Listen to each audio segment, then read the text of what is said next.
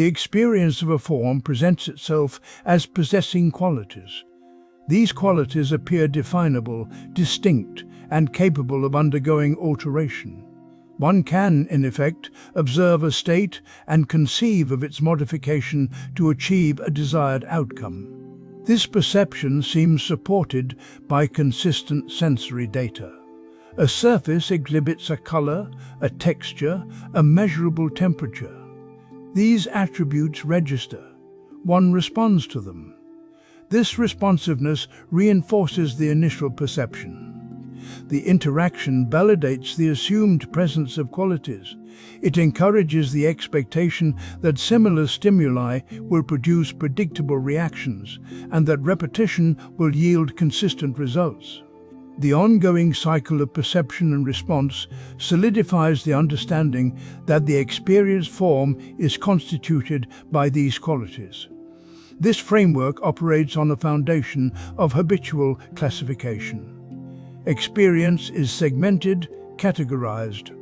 Objects are identified by shared characteristics.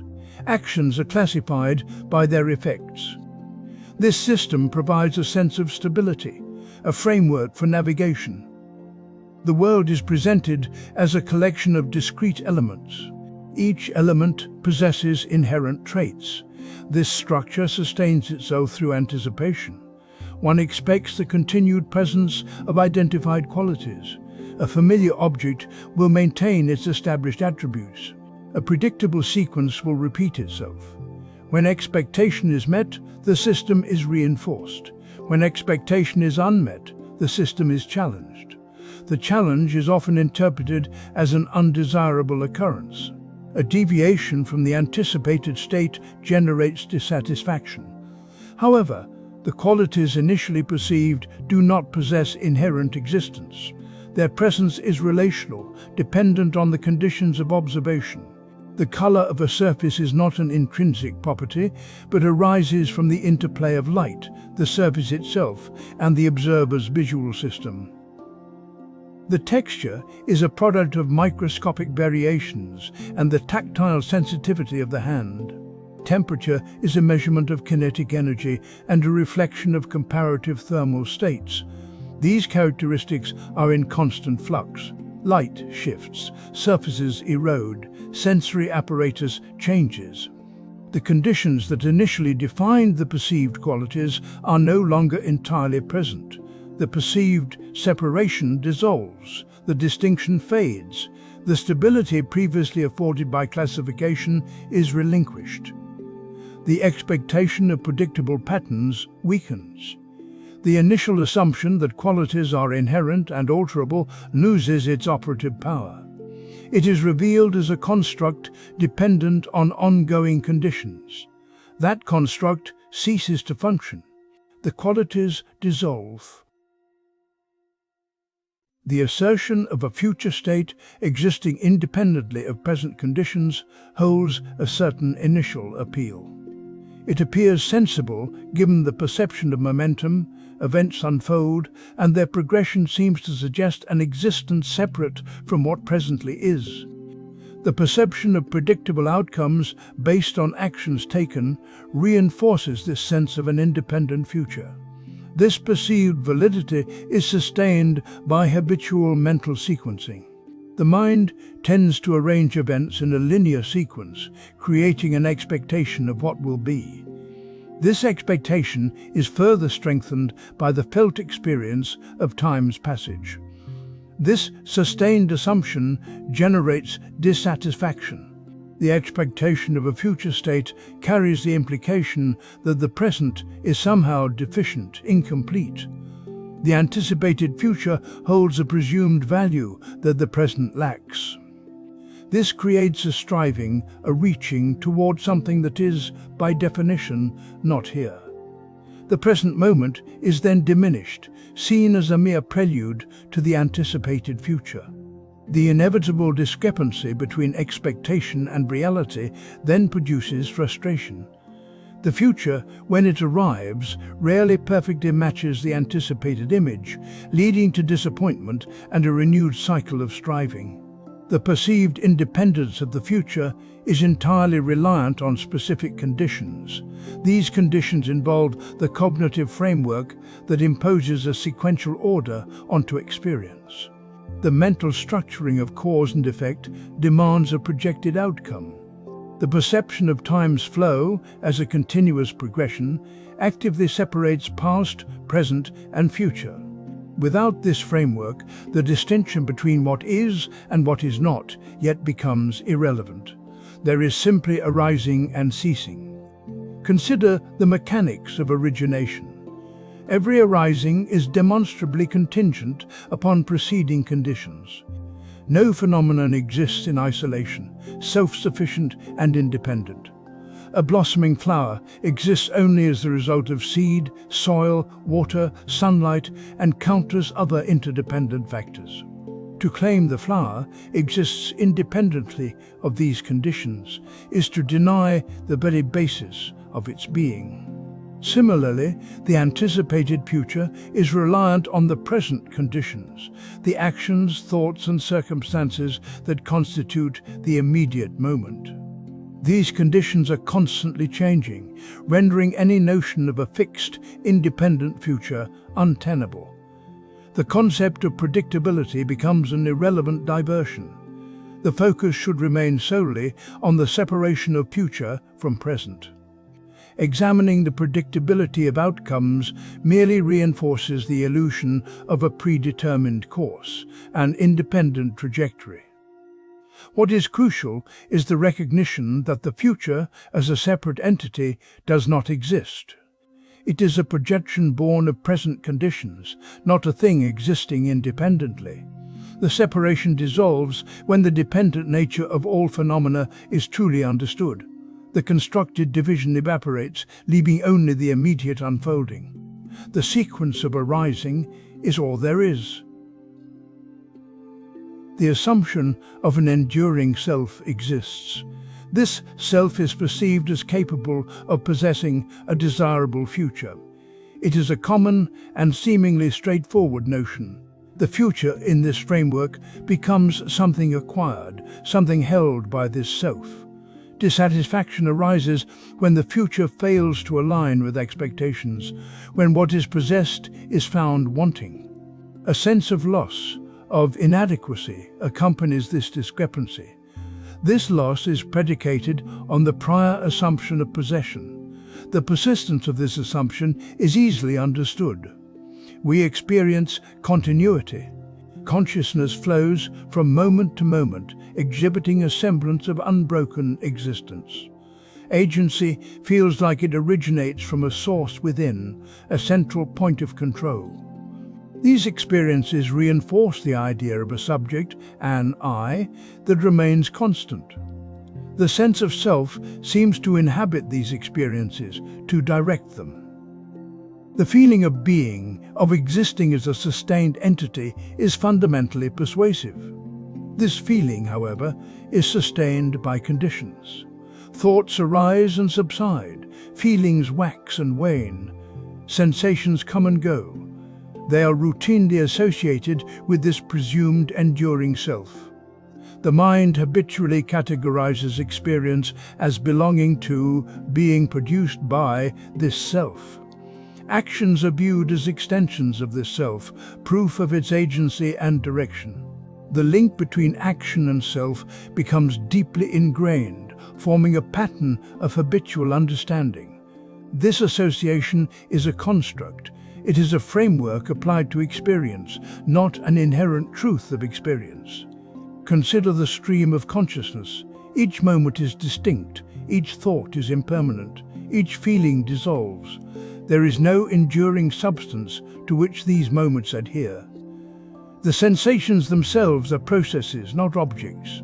The thoughts are formations, arising and ceasing. They do not coalesce into a permanent entity. This is not an argument for absence. It is an observation of the nature of what is perceived.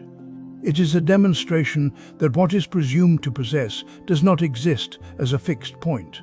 The association of these impermanent phenomena with the self maintains the illusion. The continuity felt is a sequence, not a single, unchanging thing. Agency is a complex of conditions, not a sovereign will. Possession is a designation, not a reality. The expectation of coherence is an imposition, not a fundamental property. The very notion of a self possessing a future is an arrangement of elements, an interplay of causes and conditions sustained by ingrained habit. The conditions supporting the assumption of an enduring self are fragile.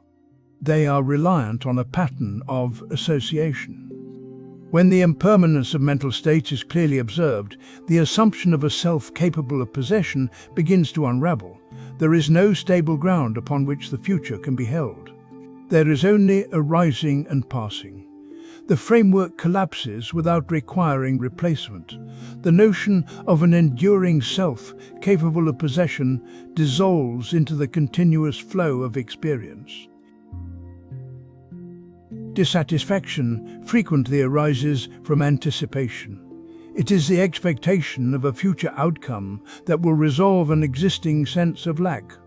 This expectation functions as a provisional solution, a promise of eventual contentment. The perceived link is straightforward. Absence of something generates dissatisfaction. Attainment of that something will eliminate it. This reasoning appears logical within a particular framework. The framework itself involves the habitual association of happiness with external circumstances. One routinely correlates the presence of a desired condition with a corresponding state of well-being. Conversely, the absence of that condition is linked to a state of unhappiness. This association reinforces the idea that external factors are the primary determinants of inner experience. It suggests that a specific outcome is required to produce a specific state. The framework also relies on a belief in the controllability of circumstances. It assumes that one can influence events to bring about the anticipated outcome. This is not necessarily a conscious belief, but rather an operational assumption embedded in daily actions.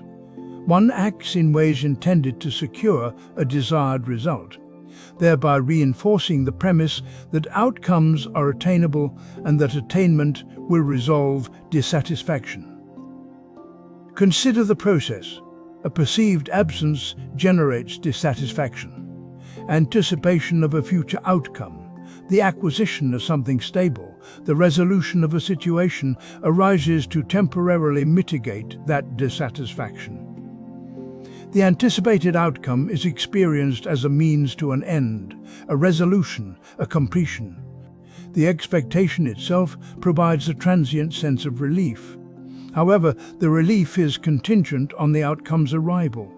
The fragility of this structure becomes apparent upon considering the impermanent nature of outcomes. All attained outcomes are subject to change, decay, and eventual loss. The possession of something does not guarantee its continued presence. A resolved situation may re-emerge. The very conditions that facilitated attainment are susceptible to alteration. The outcome, once attained, inevitably becomes subject to the same processes that governed its initial absence. The consequence of impermanence is the resurgence of dissatisfaction, often in a more complex form. Having attained one outcome, a new desire arises. The previous lack is filled, but a new lack is revealed. The cycle continues, with each attainment followed by a new anticipation, a new expectation of resolution. The initial dissatisfaction is not eradicated, it is merely displaced. It morphs, adapts, and reappears. The assumption that outcomes resolve dissatisfaction requires a stable, permanent condition, a state free from change, to be effective. Such a condition does not exist. The expectation of a fixed outcome capable of permanently resolving dissatisfaction is therefore untenable. The entire structure collapses when the necessary foundation of permanence is recognized as non-existent. Anticipation, predicated on the promise of enduring resolution, dissolves. A sense of lack remains, no longer linked to a future outcome. The perception of suffering as an inherent property of existence is a persistent framework. It is a structure individuals consistently employ when evaluating experience. This evaluation leads to the conclusion that suffering is an unavoidable element of being. It is an assumption, initially presented as a simple observation, yet it functions as a foundational belief. The prevalence of unpleasant experiences lends credence to this belief. Discomfort, pain, loss, these are undeniable facets of the world. The feeling that suffering is unavoidable emerges directly from these experiences. Individuals experience dissatisfaction, frustration, and grief. These experiences are then interpreted as intrinsic aspects of existence itself. This moves beyond acknowledging unpleasantness and to ascribing a fundamental quality to being. This attribution is sustained by habitual cognitive patterns. Experiences are routinely categorized as either positive or negative. This binary labeling system simplifies the complexity of sensation and feeling. It creates a sense of inherent value or lack thereof. The expectation of consistent emotional states reinforces this system. Individuals anticipate maintaining positive feelings and resist negative ones. This expectation creates further dissatisfaction when those states inevitably shift. The expectation itself generates suffering.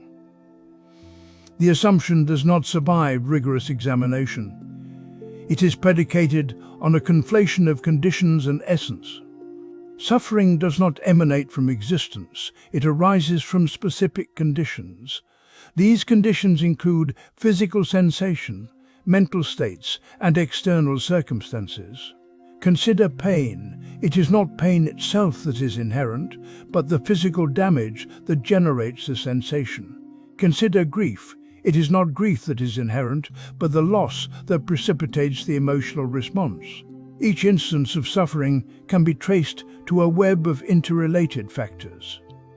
The belief in inherent suffering requires the existence of a permanent, unchanging self to which this suffering is attributed. This self is then perceived as being inherently susceptible to suffering. However, the assumption of a permanent self also rests on conditions. It relies on the continuous construction of identity through memory, comparison, and desire. When one observes the arising and passing of these conditions, the concept of an inherent self begins to unravel. Consequently, the attribution of suffering to an inherent property dissolves as well. The initial perception that suffering is an intrinsic aspect of existence weakens under this scrutiny. It loses its foundation when the conditions that sustain it are understood. The initial framing disappears, the assumption dissolves. Experience remains, but its character is no longer defined by a presumed property. What was once taken as an inevitable truth simply ceases to be. The attribution of inherent suffering is recognized as a construct, dependent on the series of conditional understandings. Suffering is understood to be a temporary phenomenon arising within a constantly changing system. The world continues. The sense of deficiency pervades experience. It is an inherent quality of perception, a baseline condition. This feeling asserts that the present moment lacks something. It is not simply a neutral observation, it is an evaluation. The present is perceived as incomplete, insufficient. This assessment dictates a directionality, an impulse toward a future state. This directionality is palpable. It constitutes a constant motion away from what is toward what is perceived as its improvement. The individual is not content with the current sensory input. There is a desire for something more, something different. This desire isn't necessarily for a tangible object or a specific event. It is a generalized longing for an elevated condition. This condition is implied, but rarely defined. The persistence of this feeling is sustained by habitual comparison. Experiences are juxtaposed, measured against an internal standard. Sensory input is processed not for its own sake, but for its relative value. A sound is not simply heard, it is assessed in relation to other sounds. A vista is not simply seen, it is weighed against remembered vistas. This process of comparison introduces a hierarchy, creating a spectrum of perceived worth. The inherent consequence of this comparison is dissatisfaction. What is perceived as lesser is diminished. What is perceived as greater is unattainable. The current moment, by its very nature, contains elements of both. It is a composite of conditions, some deemed desirable, some not. The overall assessment is invariably negative because it is the assessment of something lacking. This framework appears logical. The impulse toward improvement is a natural feature of existence. However, the assumption of deficiency itself requires careful examination. It is the initial assertion, the foundational premise, upon which the entire structure is built. It is not an inherent truth, but a condition established by observation. The establishment of this condition depends upon the application of a standard, an external reference point. The present moment is defined against a backdrop of possible alternatives. It is judged by what it is not. When the focus shifts solely to the assertion of deficiency, without reference to the content of that deficiency, the structure falters. The very act of observing sensory input without attempting to qualify it dissolves the sense of deficiency. The sound is simply a sound. The vista is simply a vista. There is no inherent need for comparison, no impetus toward improvement. The feeling of lacking vanishes when the standard against which it is measured is removed. The present moment is not diminished by this revelation, it simply is. The impulse ceases not because a replacement emerges, but because the foundation disappears. The assertion of present deficiency is no longer tenable. Desire appears to be an originating force. It feels as though it springs forth, an internal pressure pushing towards acquisition. The sensation of wanting something, a tangible object, an abstract idea, is experienced as a primary self-generated impulse. This feeling reinforces the notion that desire possesses intrinsic motivation. It seems to arise independently, driven by an inherent need rather than external influence. This perceived independence sustains a sense of agency, a belief that one is the originator of the desire. Consequently, fulfillment becomes a goal, the acquisition of the desired object or state, the anticipated resolution of a personal deficit. The failure to obtain what is desired, however, inevitably leads to dissatisfaction. The disappointment is a direct result of the expectation that desire, as an internal force, can be directly satisfied through external action. The pursuit itself is structured by this mistaken premise. The framework supporting this understanding attributes internal origin to emotional states. Feelings are readily accepted as emanating from within, a personal landscape of reaction. This attribution shields the process from scrutiny. Examining the conditions that give rise to desire is bypassed. The emphasis remains on the feeling itself, reinforcing the impression of intrinsic motivation. However, the observation of interdependent origination challenges this view. Desire does not arise spontaneously. It appears as a consequence of preceding conditions.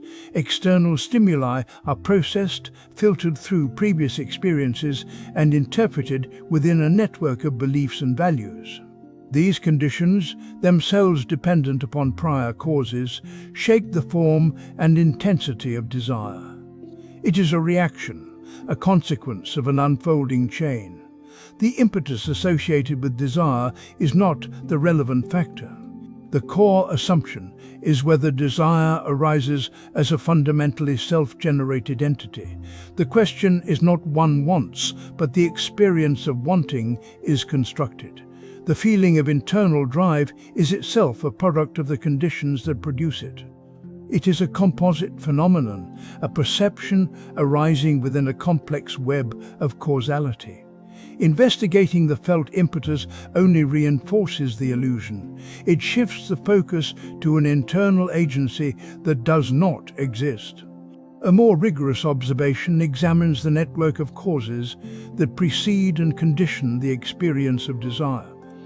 This process reveals that desire is not an originating force.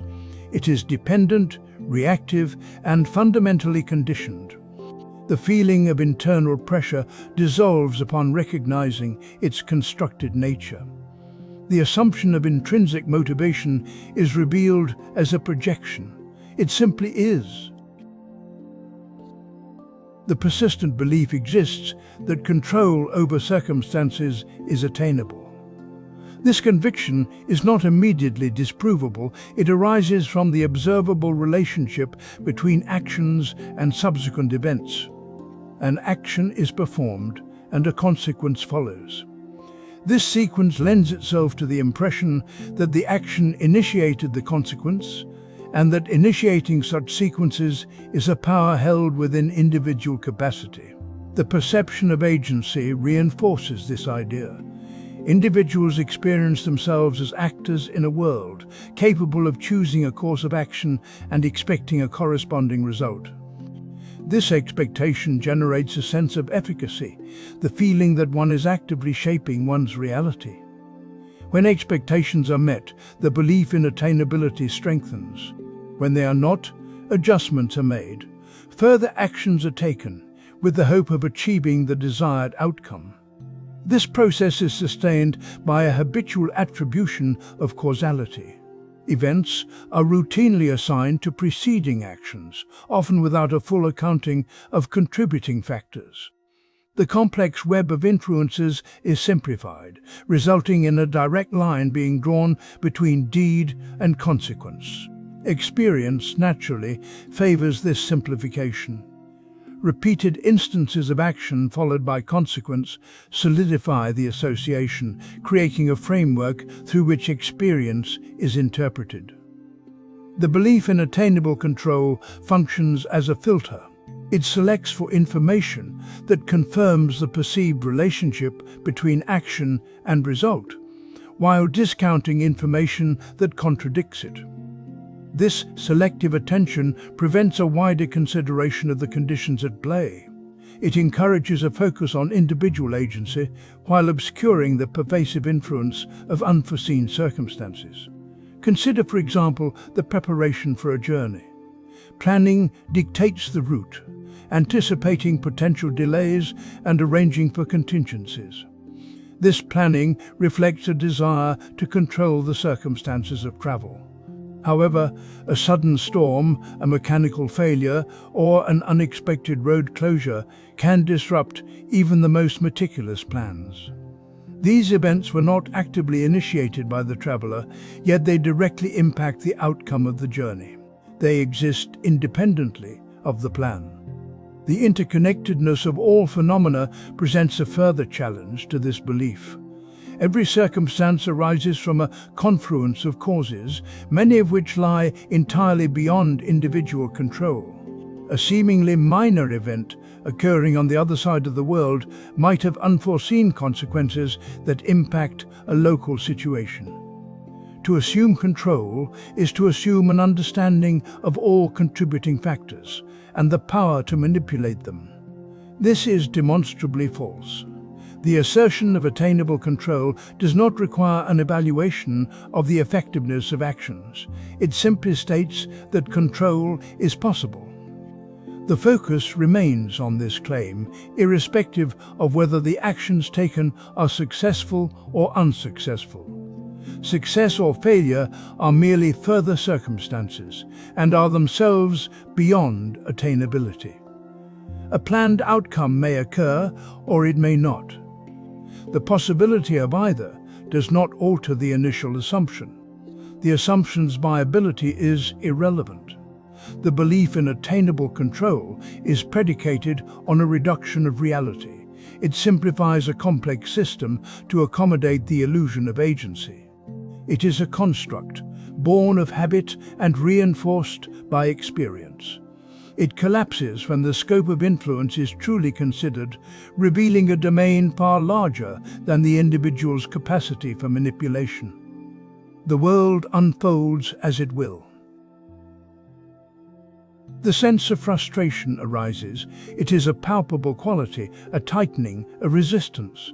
There is a feeling attached, seemingly belonging to someone. This someone appears to be experiencing the frustration. The feeling is not merely present, it is experienced. The apparent experiencer then assumes the characteristic of a self. This self is understood as distinct, separate from the feeling itself. This separation feels undeniably real. The frustration registers as a negative condition, impacting a defined entity.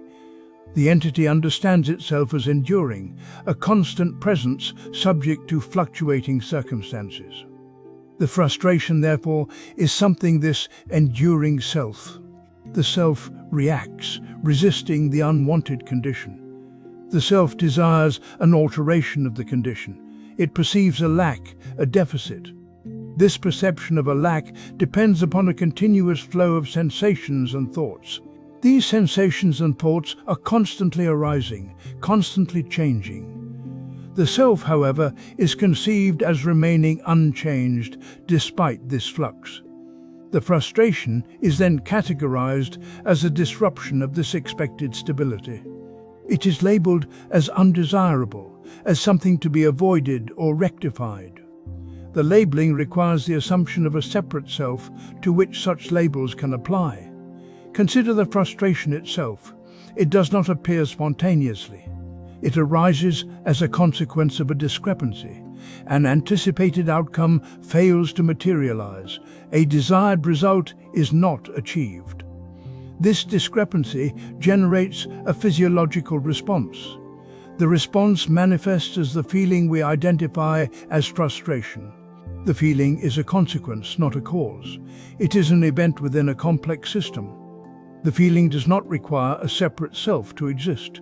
It is a temporary state, arising and passing like any other phenomenon. To locate a self experiencing it is to project an assumption onto the event. The assumption is the belief in a persistent entity, a fixed point of observation. This entity is not found when scrutinizing the process of frustrations arising. There is only the discrepancy and the physiological reaction. There is only the feeling arising as a conditioned response. The feeling itself is transient. The idea of a self, that feeling, is a construct. It is a narrative imposed upon the unfolding phenomenon. The narrative provides a sense of ownership, a feeling of agency. This feeling is itself a condition dependent upon the assumption of a self. The sense of frustration diminishes as the basis for its perceived ownership is removed. The feeling remains, an event like any other. The separation dissolves, the enduring self disappears. There is only the discrepancy, the response, and the passing of both. The feeling is simply there. The world appears ordered. This order is structured by categories. We assign labels, delineate boundaries, and establish relationships between things. This process facilitates action. It allows for prediction, for planning, for a sense of control. A tree is a tree. A stone is a stone. These distinctions provide a framework for interaction. Satisfaction, in a basic sense, seems dependent on this framework. The feeling of satisfaction is not inherent to the objects themselves. It arises from the efficacy of the categories. The categorization of tree permits the construction of shelter, the gathering of fruit, the felling for fuel. The certainty of stone allows for building, for stability, for the creation of pathways. Dissatisfaction, then, is experienced when this efficacy fails. When a labeled tree proves poisonous or a designated stone collapses under weight. These instances challenge the perceived reliability of the categories. The reliability, however, is not an intrinsic property. It is sustained by the habit of categorization itself. Language provides the tools, and thought provides the momentum. The more we employ these tools, the more ingrained the habit becomes. Each observation is quickly filtered through existing categories. New experiences are subsumed, adjusted, or rejected based on their fit within this pre-existing structure. This is not a conscious design, it is a condition of constant usage. Consider the very act of observing. The observation does not originate in a blank field. It begins within a system of classifications. The eye sees an object, but the mind immediately assigns it a category. Red, large, rounded. These labels are not inherent qualities of the observed. They are imposed, derived from previously established systems. The perceived reality is therefore an already processed version of experience. The assumption resides within this processing. It assumes that the categories accurately reflect something existing independently of the categorization. The act of labeling becomes equated with the thing itself. The designation tree is seen as a faithful representation of a substance possessing treeness. This conflation is the critical point. Examine the basis for this equivalence. The categories are inventions. They are convenient constructs, useful for navigation, but fundamentally artificial. They are relational, dependent on the observer and the system of classification being used. A botanist's categories differ from a carpenter's. A child's categories differ from an adult's. No inherent property dictates which system is correct. Each simply offers a different mode of interaction. The system is not a mirror to the world. It is a lens. It refracts and shapes what appears. To insist that the lens the world is to disregard the fact that there is something beyond the lens itself. The categories offer utility, but they do not constitute accurate reflection. The perceived order is a consequence of the ordering, not a discovery of an order already present. The framework itself defines the boundaries of what is apprehended. The sense of control diminishes when the framework is recognized as such. The certainty that a tree will reliably provide shelter falters. The conviction that a stone will guarantee stability weakens. The assumed reflection ceases to be. There is only the continuous flux of experience, unburdened by imposed distinction. The perception of time proceeds as a sequence. Events unfold one after another, defining a movement from what was to what presently is. This sequence feels fundamental to experience. It dictates the organization of action and the anticipation of consequence. Dissatisfaction frequently arises from this very sequence, a longing for what has passed, a fear of what is to come, both predicated on the continued flow. This perceived sequence is not an inherent property of existence. It is a construction. The construction is sustained by habitual mental patterns. Anticipation, for instance, requires a presumption of future occurrence, a projection based on prior observation.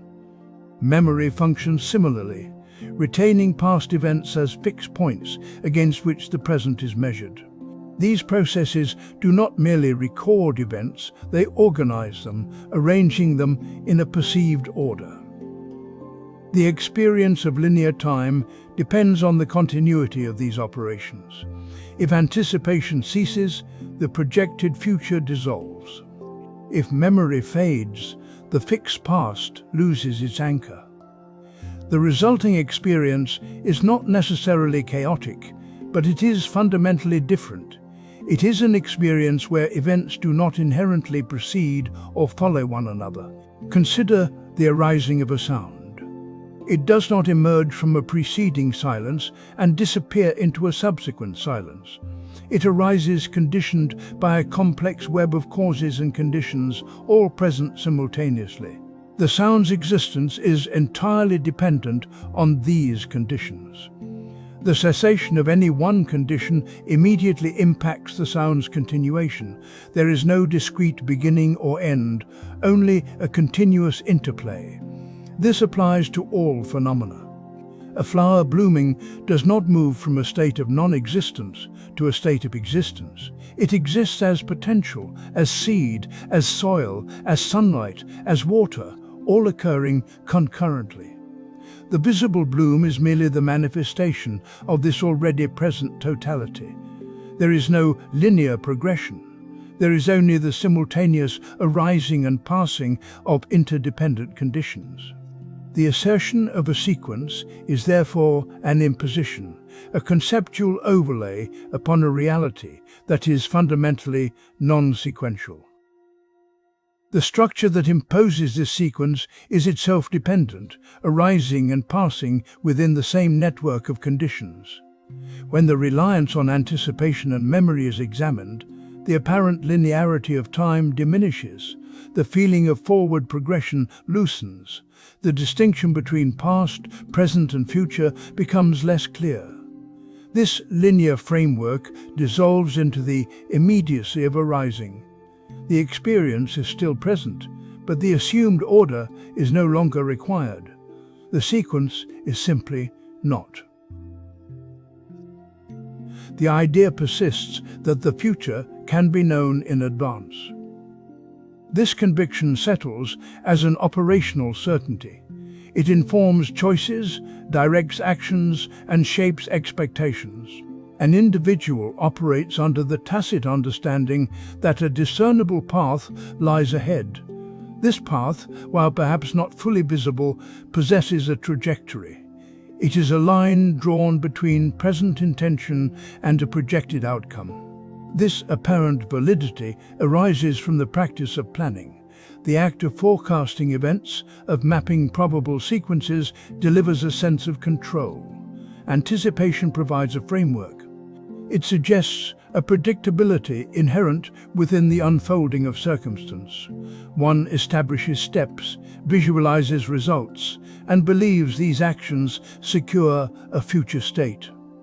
The belief is that a sufficient understanding of present conditions will reveal the future's shape. This view sustains itself through habitual mental projection. The mind routinely constructs scenarios, imagining outcomes. These imagined futures solidify in memory, reinforcing the impression of a knowable progression. Alongside this, there is a preference for recognizing patterns. The human intellect seeks regularity, identifying recurring relationships. This tendency generates the expectation that future events will mirror past occurrences. Sequences perceived as predictable establish a foundation for presumed future knowledge.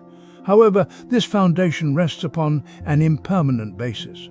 The conditions that give rise to the belief are themselves subject to change. The patterns identified are not immutable. The anticipated outcomes are contingent upon an endless cascade of interacting factors. Each factor is subject to arising and passing. No factor remains constant. Consider a planned journey. Provisions are gathered, routes are mapped, and timelines are established. This preparation seems to guarantee arrival. Yet a storm may alter course. Mechanical failure may impede progress. A simple miscalculation regarding distance introduces unexpected delays. The original plan, carefully constructed, ceases to be a reliable guide. The future it proposed did not occur. The belief in future knowledge arises from the mental habit of constructing scenarios. It is sustained by the desire for order. It appears logically sound. It seems to function effectively. Yet it is an assumption, not a demonstrated truth. The assumption relies on stability where only instability exists. The more closely one examines the process of arising and passing, the more apparent this instability becomes. Each moment is unique. It is not a repetition of a previous moment. It is not the prologue to a subsequent moment. It is a singular event arising from conditions that have never exactly replicated themselves. These conditions will never exactly replicate themselves again. Consequently, the assertion that the future can be known in advance unravels. The framework of anticipated certainty dissipates. The illusion of predictability vanishes. The conviction that a discernible path exists dissolves. There is only the ongoing series of arising and passing. The future remains unknowable. The perception of a desired outcome possessing inherent value is a pervasive condition. It structures experience, it dictates action. Something is wanted, and the wanting implies an intrinsic goodness residing within that future state. This belief does not require conscious endorsement. It functions as a background assumption, a silent operating principle. It is not a reasoned conclusion, but a framework through which potential events are filtered. Discomfort arises when the desired outcome is absent. Dissatisfaction emerges when the anticipated state fails to materialize. The frustration is not simply a disappointment at a lost opportunity. It is a dissonance between expectation and reality, a clash with the presumed inherent goodness of the outcome. The suffering is compounded when the outcome is actively pursued, effort invested, resources expended, all predicated on the conviction that the result is inherently valuable. The continued absence exacerbates the initial discomfort. This assumption appears valid because outcomes are consistently prioritized. Certain experiences are actively sought, while others are avoided. This prioritization produces an apparent hierarchy, suggesting some states are intrinsically more desirable than others. Such a hierarchy appears to confirm that value is not arbitrary, that it is somehow embedded within the potential outcome itself. This is the stability upon which the assumption rests. However, the designation of value is relational. It does not exist independently of the observer, of the context of the moment. An outcome is deemed desired only in relation to a preceding state, only in contrast to alternative possibilities. It is not the outcome itself that is valuable, but the shift from one condition to another. Without the preceding state of lack, the subsequent state would not register as an improvement. Without the alternative possibilities, the chosen outcome would not define itself as preferable. The prioritization of outcomes demonstrates a preference, not an inherent quality. Preference is a designation, an attribution. It does not reveal an intrinsic worth residing within the desired state. The outcome is neither intrinsically good nor intrinsically bad. It simply is. The experience of satisfaction is an association, a comparison, a temporary alleviation of perceived lack. It is dependent on the framework of preference, a framework entirely constructed from relational judgments. The assumption of inherent value is sustained by habitual evaluations. Experience is continually processed through the lens of preference. These judgments become interwoven with the experiences themselves, reinforcing the illusion of intrinsic worth. The pattern solidifies as a self-sustaining cycle. Recognizing this interconnectedness, the dependence of value on relational designation weakens the foundation of the assumption. The cycle falters.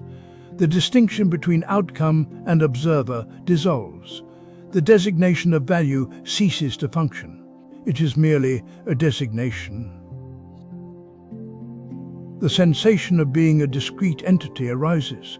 It is a fundamental feeling, a core of being that seems undeniably present. This feeling dictates a perception. Individuality exists in isolation. The experience is compelling because a boundary is perceived.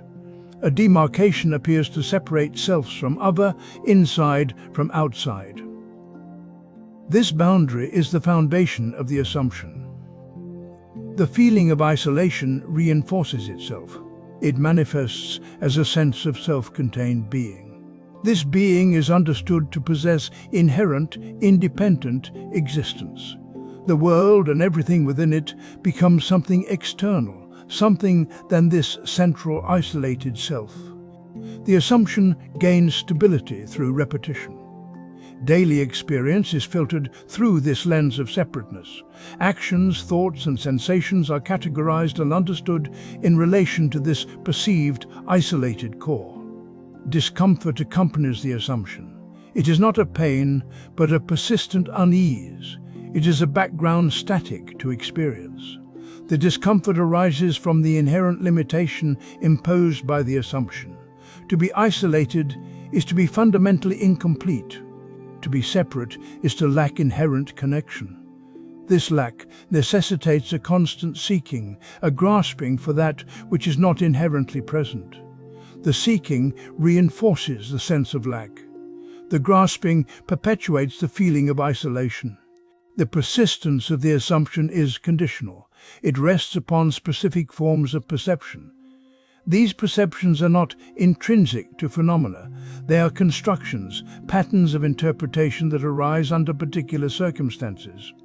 The apparent boundary between self and other is one such construction. It is sustained by a habitual differentiation. This differentiation occurs automatically and repeatedly, solidifying the perception of separation. The perceived independent existence of the individual is equally conditional. It arises from the way experience is categorized and understood. Observing phenomena reveals this conditionality. Consider the simplest interaction, a breath. The breath is inhaled, reliant upon atmospheric pressure, upon the functioning of the lungs, upon the presence of air. These elements are not inherent to the breath itself, they are conditions. Trace the origin of the breath.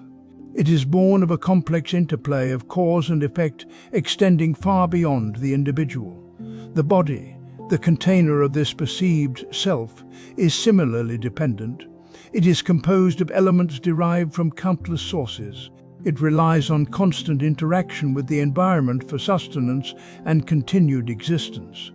Extend this observation beyond the body. Consider thought, emotion, sensation, all aspects of the perceived individual. Each arises within a field of prior causes. Each is affected by and affects everything else within that field. The feeling of being a discrete entity diminishes as this interdependence becomes evident. The boundary weakens. The assumption of isolated individuality begins to dissolve. The sense of separation fades into the recognition of pervasive connection. There is only the ongoing series of dependent origination.